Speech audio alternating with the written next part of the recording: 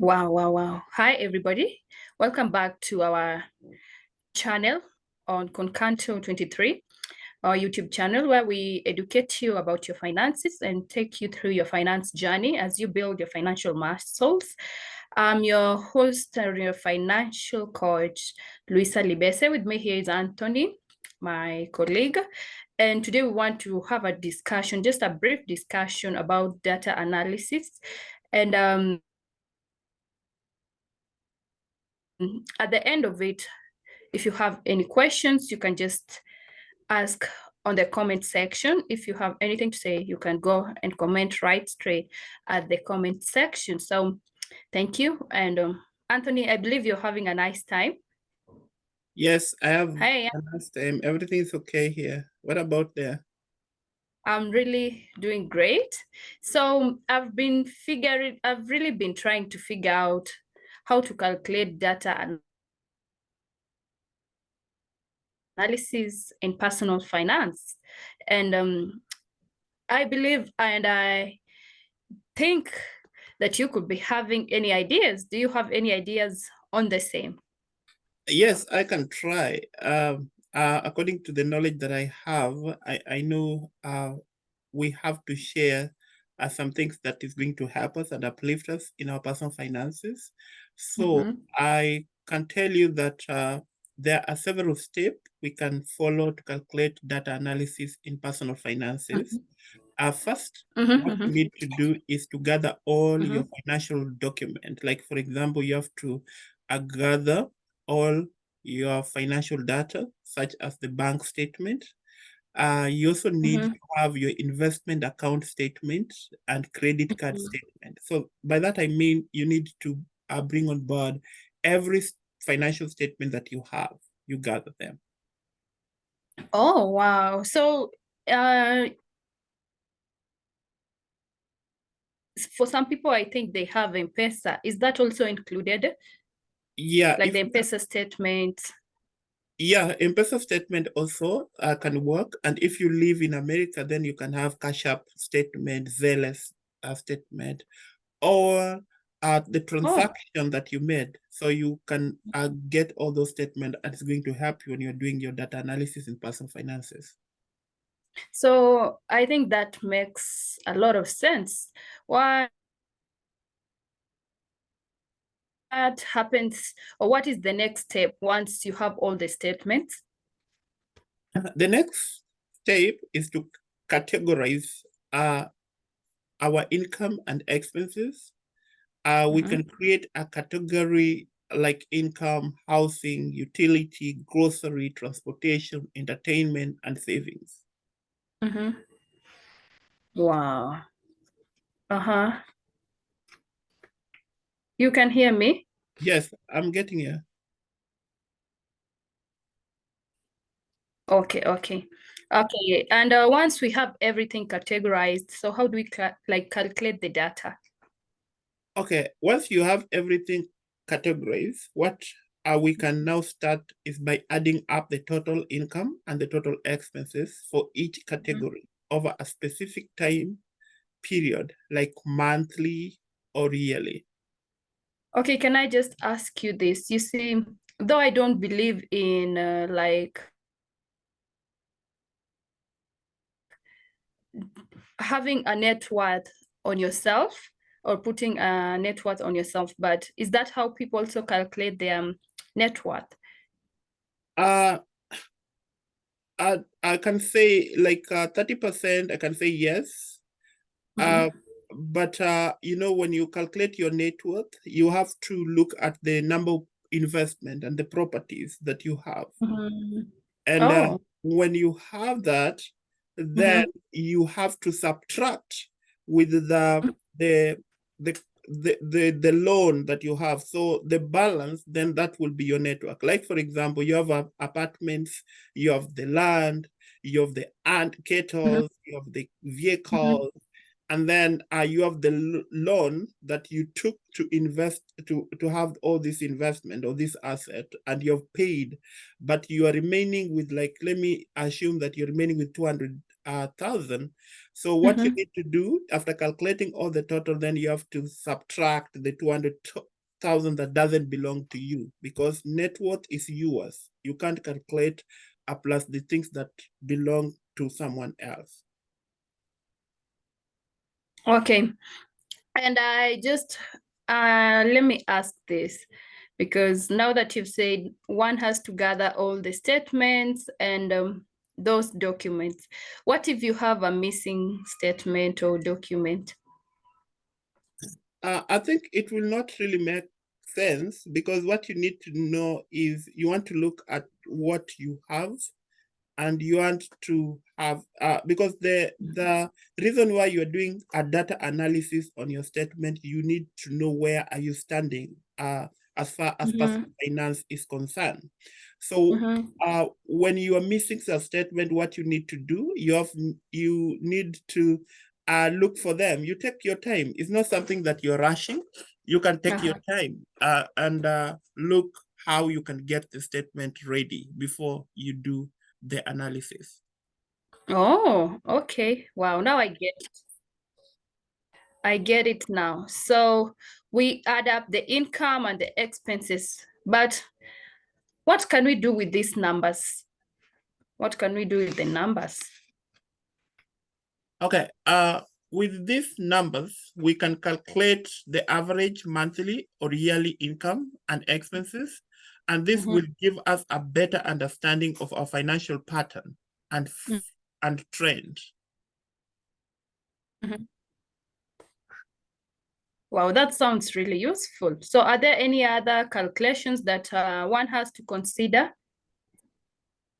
Oh, okay. When you talk about, you're talking about some calculations that one need to consider. Yes. Yeah. We can also calculate various ratio and percentage. For example, we can calculate the debt to income ratio. You can calculate the saving rate and the percentage of income spent on housing, transportation, or debt payment. This ratio help us compare our financial situation to recommend guideline and industry benchmark. When you talk about calculating the debt to income ratio, like if you live in US and you need to buy a house, then what the realtor and the bank or the institution that is going to give you money to purchase that house, because houses here are very expensive, because like the house can be like our house is 300,000 USD. And you need to do a lot of saving for you to get that house. So that's why it makes people to go into mortgages. But before the bank confirm to give you that money to purchase that house, they will look at the debt to income ratio. If your debt is too much, then you cannot be given money. If your debt is too much, more than the income, like for example, you are earning 2,000 USD every 2 weeks, and then you are paying almost 1,500 in debt, then they will not give you, they will not going to qualify you into giving you the debt. So that's the debt to income ratio is very important, and yeah, so you have to calculate all that. Wow, that's quite a lot of information. So how do we make sense of it all? Okay, to make sense of the data, we need to identify any trend or patterns. For instance, we can see if our income is increasing or decreasing, if our expenses are growing faster than our income, or if we have any irregularity or anomalies in our finances. The end result of this is going to help you to re-strategize yourself, so that if your income is increasing and you are the expenses is increasing too, then that means you're doing nothing. You have to re-strategize and come up with a way of cutting up some cost, so that at least you have your income is more than the expenses. And you know, when your income is more than the expenses or things that you spend on, like more so the needs and the wants, then you will be in a position to have a good money in your saving. But if your income is more lesser than what you are spending on, then that means many things that you're getting through credit and debt. Oh, wow. And I find that really important, because it's important for understanding, or for it helps us understand our financial health as well. So just help us understand, once we have the analyzed data, what should we do next? So based on our analysis, we can set specific and realistic financial goals. And this goal should align with our financial situation and help us improve our financial well-being. For example, we might set goal to reduce debt, increase saving, or improve investment return. Wow. So setting goals is also crucial. And how can we just stay on track after all this? Okay, after setting our goals, we need to create a budget. Our budget should reflect our income, expenses, and financial goals. It will help us track our spending, control our expenses, and ensure we are making progress towards our objective.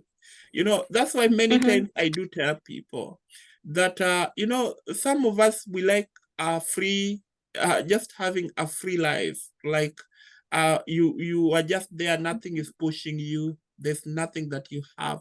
I was listening to a friend of mine, and he was talking about blueprint. That if you're 35 and you don't have a blueprint about your life, then you are heading into a wrong direction.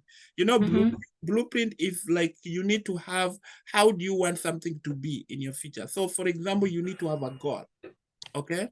Because something that doesn't have blueprint at the end is not going to be something that is tangible, that is going to help you. So if you don't have goal, definitely you will be in a lot of debt, credit cards, and so many other things. So that's why I'm saying it's very important for you to set up goals. Remember, when you're setting up goals, you have to look at the long-term goals and also short-term goals. And then that will help you to create a budget. And remember that time when we were talking about budgeting, we were asking about things to do, that we have some budgeting rules that you can adapt if you are, it's very hard for you to have way of making budget. So whereby now you have to look at the 50-20-30 budget rule, or 10-10-10 30 budget rule, and so many other budget rule. Or you can set up the budget that rule that will just guide you.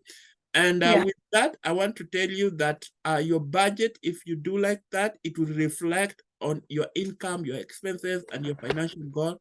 And with that, it is going to help you to track your spending. Because most of us, we don't track our spending, because we do things in a freestyle. You get money at the end of month, and then what comes in your mind is, let me go and buy this because I saw my friend with it. Or you will be affected with financial creep. You know, financial creep is whereby you have a phone. This phone is functioning, but you go and buy another phone, but you have a phone that is functioning. I'm not saying that it's not good for you also to go into buying things that are latest, but you need to have a plan about putting money in anything that comes. Like you remember when we were talking about, we were working on the book, The Power of Money Mindset.